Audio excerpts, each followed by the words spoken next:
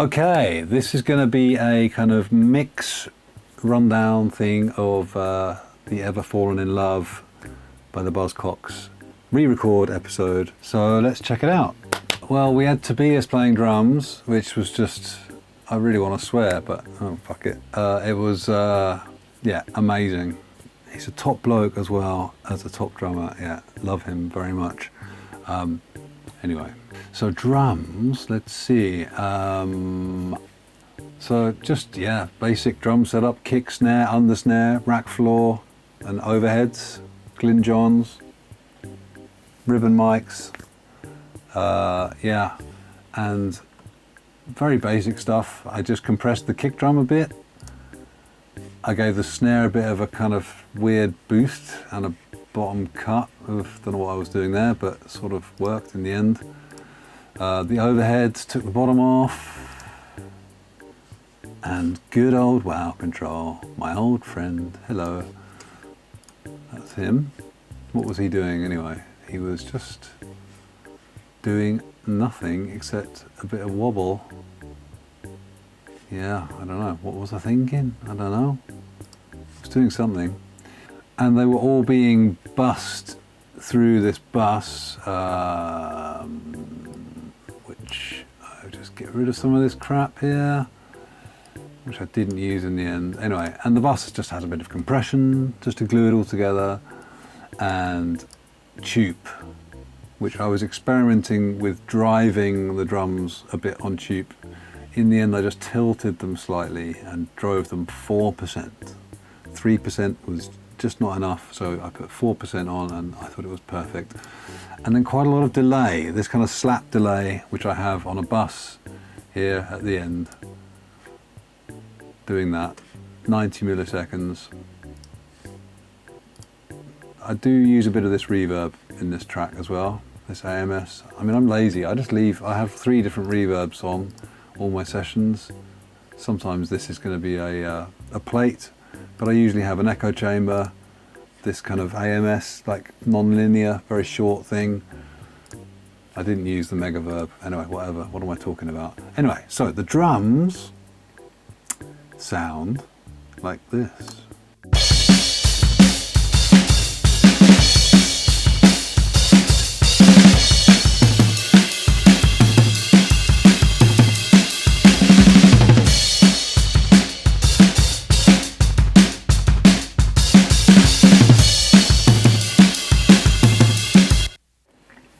There you go, you get the idea.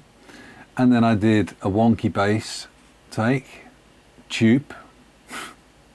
Yeah, now I'm just going to be using tube on everything. Oh shit, I didn't have high quality on. Oh fuck. Didn't even notice that. Oh well. Maybe I should bounce it out again with high quality on. Okay. That's probably why it didn't sound quite as good as I thought it should do. Just those 2 tubes. Anyway, yeah, maybe I'll do that again. Yeah, tube is just doing this like slight bass lift thing and a bit of drive and a lot of tube drive up here. Yep. And a bit of Purple Audio 1176 or MC77 as it's called in Purple Land. Yes, that's just doing this. It's quite fast, attack and release, just to kind of smooth it out because, I don't know, I was tired. But anyway, it sounds like this.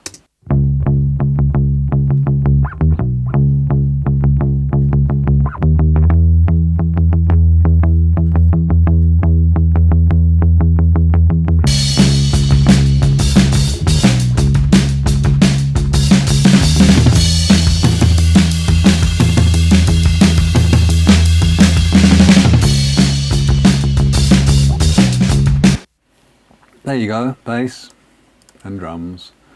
The guitars took a bit of a while, you know, when it's something like this, which is so kind of, like they're so basic, so bare, there's hardly anything going on in this tune.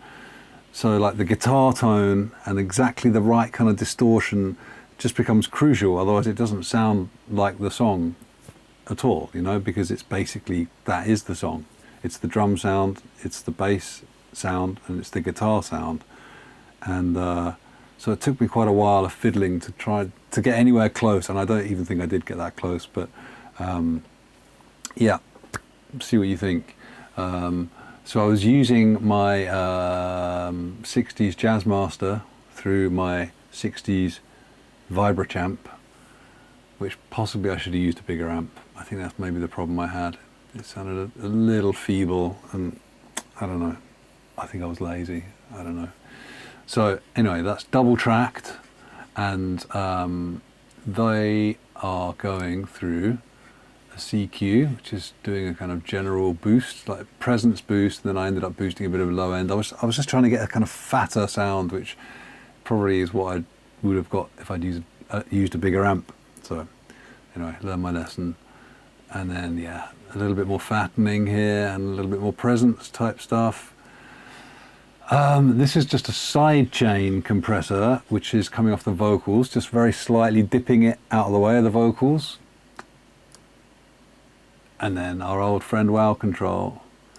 Yeah, this is just taking the top ends off, because I do find that with when you're recording electric guitars digitally, that top end thing, that digital top end thing, is like, it's one of the artifacts that makes stuff really sound digital as opposed to analog, which is why I love this plugin so much, because you just put it on.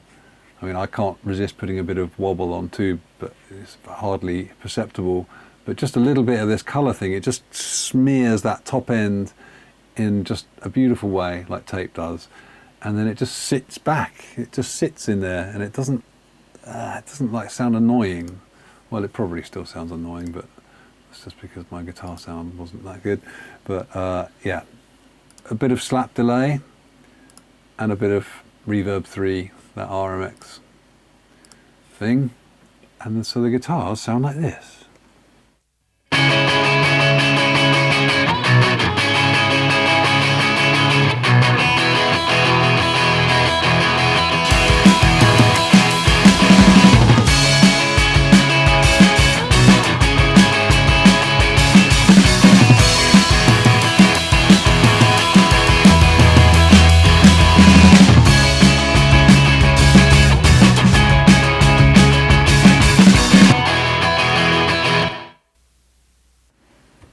There you go.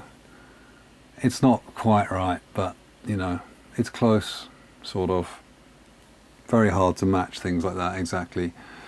And then we have this really cool riff, which just makes the whole song, in my opinion. And that's like double tracked, but only on the repeat the double track comes in, I think. So that sounds like this. I tried with like phaser pedals and stuff, and I couldn't really get it. So in the end, I just used Phase Mistress, doing this, and a bit of Soothe, just because it was getting a little digital sounding again. I wanted just to smooth it out a bit. And then Wow Control, lots of color and saturation. Yeah. Bit of slapback delay. And those riffs sound like this.